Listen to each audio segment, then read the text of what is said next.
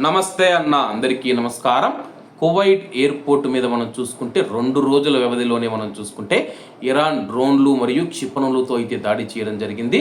అలాగే అంతర్జాతీయ విమానాశ్రయంలో భారీ నష్టం వాటిల్లిందని చెప్పేసి స్థానిక మీడియా పేర్కొంది.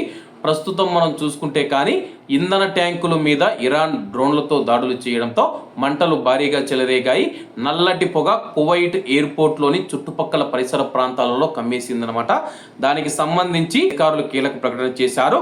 కువైట్ అంతర్జాతీయ విమానాశ్రయంలోని ఇంధన ట్యాంకుల వద్ద చెలరేగిన మంటలను కువైట్ సైన్యం, నేషనల్ గార్డు మరియు చమురు రంగానికి చెందిన అగ్నిమాపక దళాల మద్దతుతో తమ బృందాలు విజయవంతంగా ఆర్పివేశాయని చెప్పేసి కువైట్ ఫైర్ ఫోర్సు అంటే కువైట్ అగ్నిమాపక శాఖ ప్రకటించింది.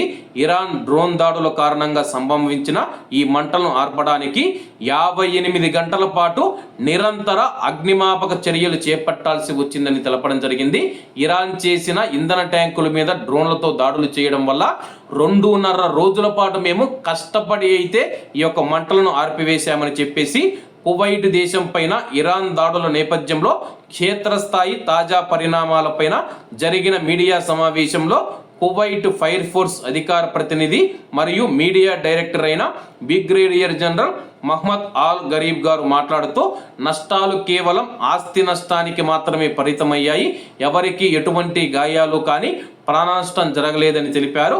అలాగే యుద్ధం ప్రారంభమైనప్పటి నుంచి కువైట్ దేశవ్యాప్తంగా ఉన్న ప్రదేశాలను సురక్షితం చేసే ప్రయత్నాలను కొనసాగుతూ ఉండడంతో శకలాలు మరియు ప్రత్యక్ష దాడుల వల్ల సంభవించిన మంటలతో సహా 82 అత్యవసర నివేదికలకు అగ్నిమాపక శాఖ స్పందించిందని చెప్పేసి బ్రిగేడియర్ జనరల్ ఆల్ గరీబ్ గారు తెలిపారు. ప్రస్తుతం మనం చూసుకుంటే కువైట్ ఎయిర్పోర్ట్లో పరిస్థితి అదుపులోకి వచ్చింది. మంటలను ఆర్పివేశామని చెప్పి కువైట్ అగ్నిమాపక శాఖ ప్రకటించింది. కాబట్టి అందరూ బాగుండాలి, అందులో మనం ఉండాలి. అందరికీ నమస్తే అన్న, జై హింద్.